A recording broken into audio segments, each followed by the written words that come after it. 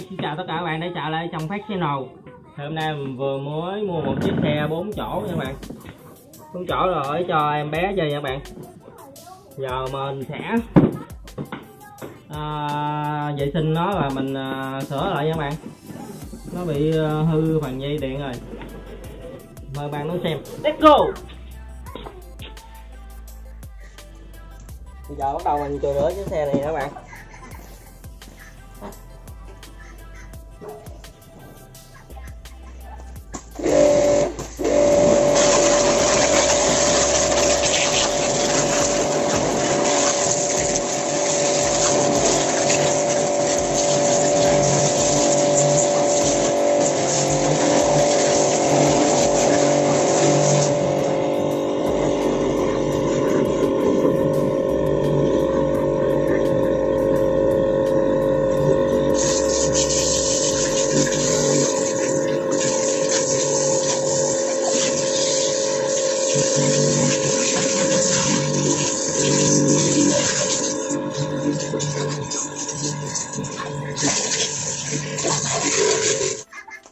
Bắt đầu mình lặp lại các bạn.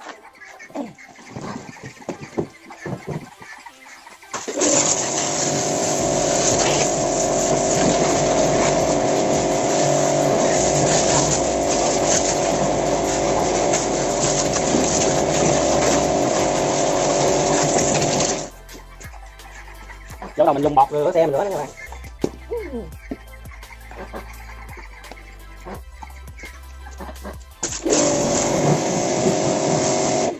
Rồi. Để đâu đó vậy nè.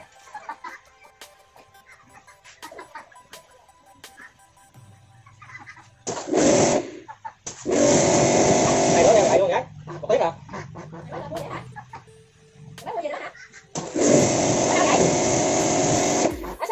Bỏ luôn chén vô, cái bữa bình nè.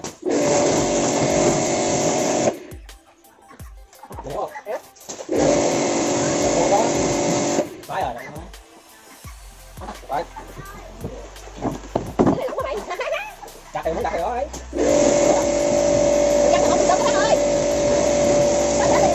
Rồi.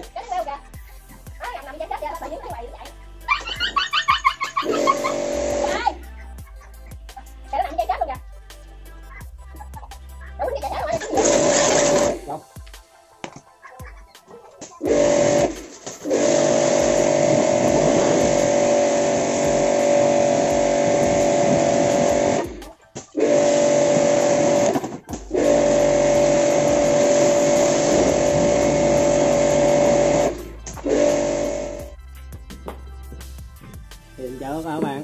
Thì hôm trước cái này nữa bạn, cái này mình áo ra mình chùi rửa rồi, mình chưa quẩn lắp vô các bạn, nay nó dơ rồi đó rồi.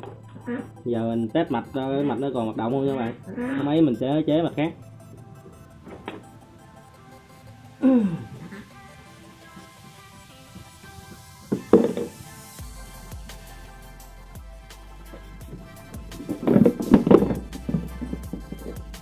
Thì dây màu nào đứt thì nói lại dây màu đó nha các bạn.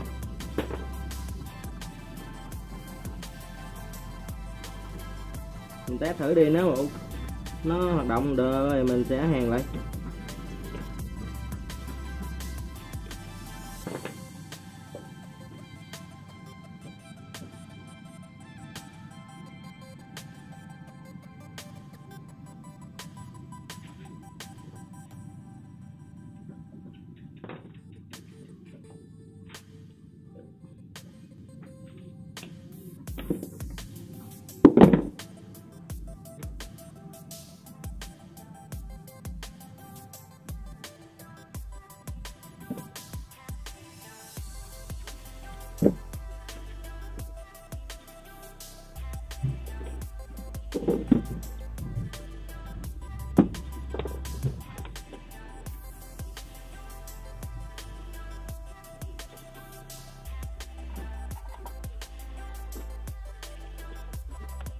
Mình hàn lại cho chắc chắn luôn các bạn.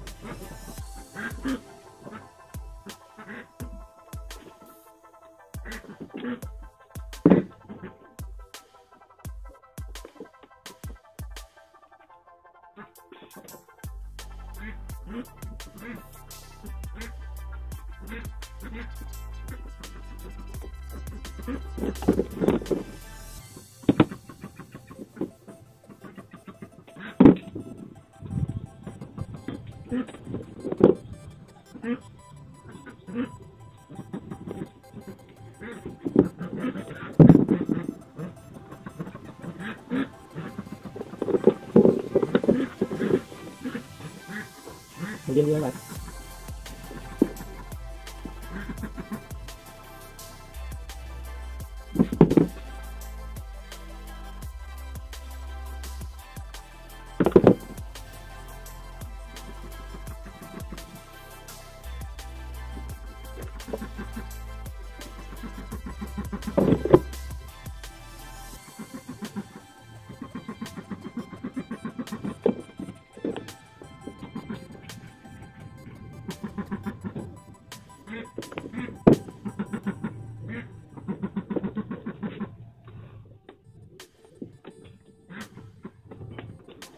Chốt này tiếng Trung Quốc không các bạn, mình sẽ dịch ra hai chốt này lại gì mình mới đấu được các bạn.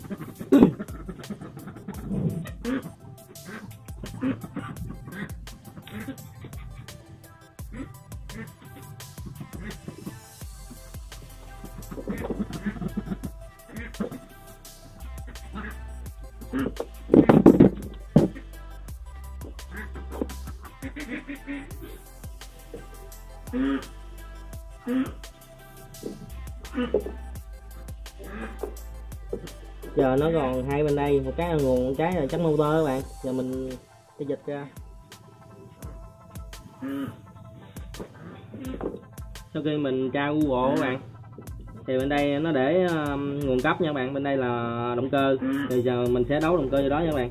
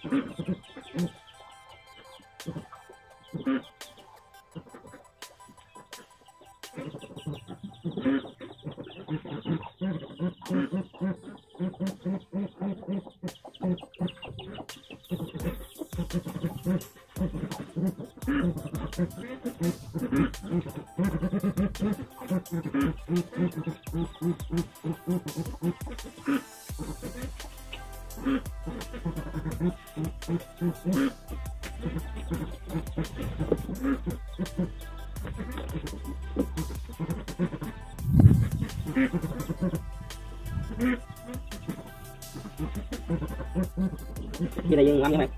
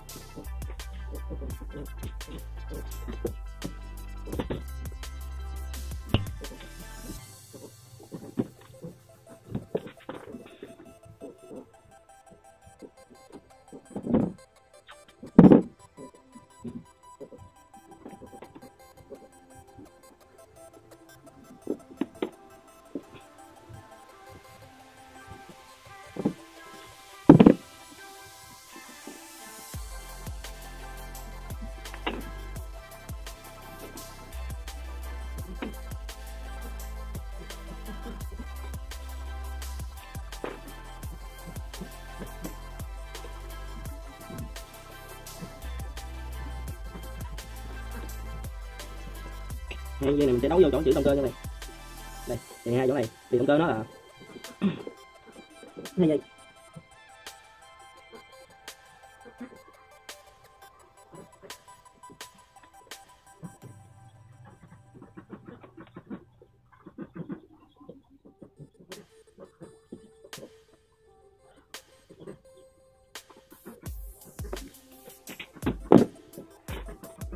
Giờ mình lấy bình nấu thử các bạn. Đây là bình xe máy 5A các bạn. Giờ từ mình sẽ kẹp từ các bạn.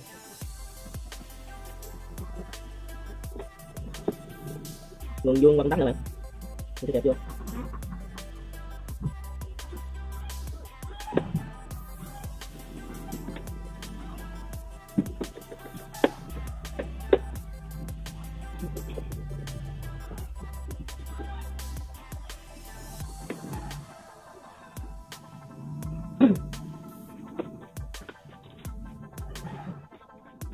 Mình sẽ đo công tắc nó còn hoạt động tốt hơn các bạn. Nếu mà bắt hoạt động tốt thì mặt hư các bạn. Thì là mặt có thể bo này hư các bạn. Tôi thấy là bo này.